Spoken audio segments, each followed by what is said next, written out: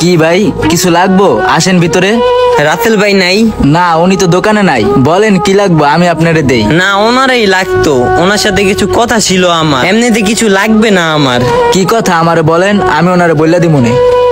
না ভাই, এটা একটু পার্সোনাল কথা তো। আর উনি বলছে ওনার বাইরে কথা কেউ যেন না জানে আর কাউরে না বলি।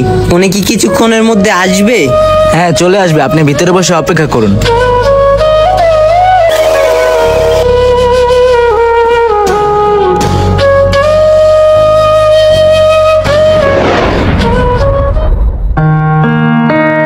আসসালামু আলাইকুম ভাই। ওয়ালাইকুম আসসালাম।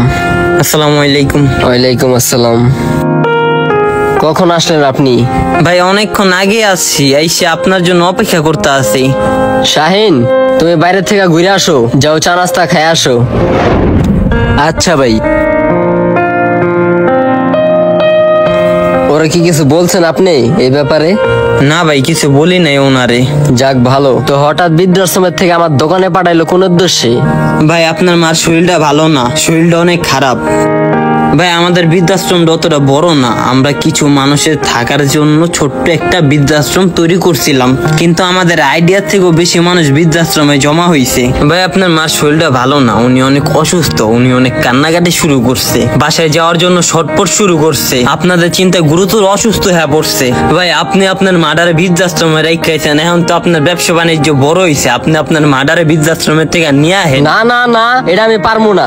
এই পজিশনটা আমি অনেক কষ্ট করে বানাইছি, অনেক পরিশ্রম করছি, অনেক খাটনি করে আমি এটা বানাইছি। ভাই আপনার মায়ে অনেক কষ্ট সহ্য করে আপনারা জন্ম দিছে, আপনারা মানুষ করতে অনেক পরিশ্রম করছে, অনেক কষ্ট করছে, আর আপনার এটা ভুল ধারণা। এই পজিশন আপনি খাটনি করে বানান নাই, হয়তো কোনো মানুষ দোয়া করছে, ওই দোয়া কবুল হয়েছে দেখে আল্লাহ আপনার এমন একটা পজিশন বানায় দিতে। কোন মানুষের দোয়া লাগছে? কোন মানুষ আমার লেগে দোয়া করব?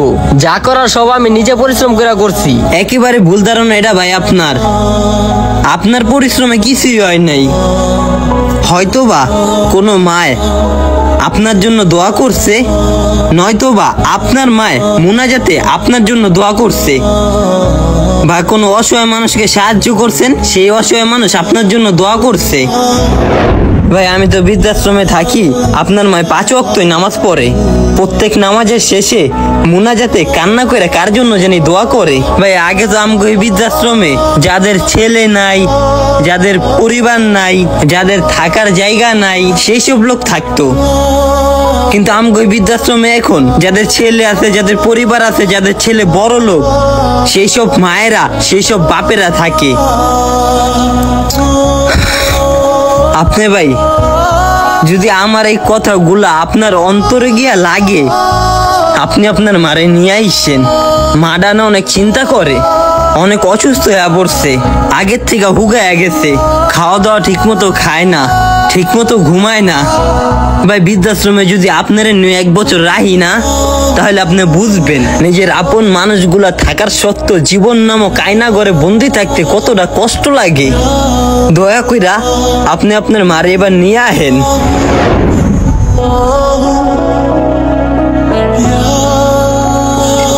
ভাই রাত্রেবেলা গিয়া আমি যা মারে নিয়া মনে। যাক শুকুর, আলহামদুলিল্লাহ। যাদের কেউ নেই, যাদের থাকার জায়গা নেই, তাদের থাকার কথা ছিল বৃদ্ধাশ্রমে। আজকে যাদের সবই আছে, ছেলে আছে, মেয়ে আছে, টাকা আছে, বাড়ি আছে, তারা কেন বৃদ্ধাশ্রমে? নির্লজ্জ পুরুষ, নির্লজ্জ সন্তান, কাপুরুষ তুই।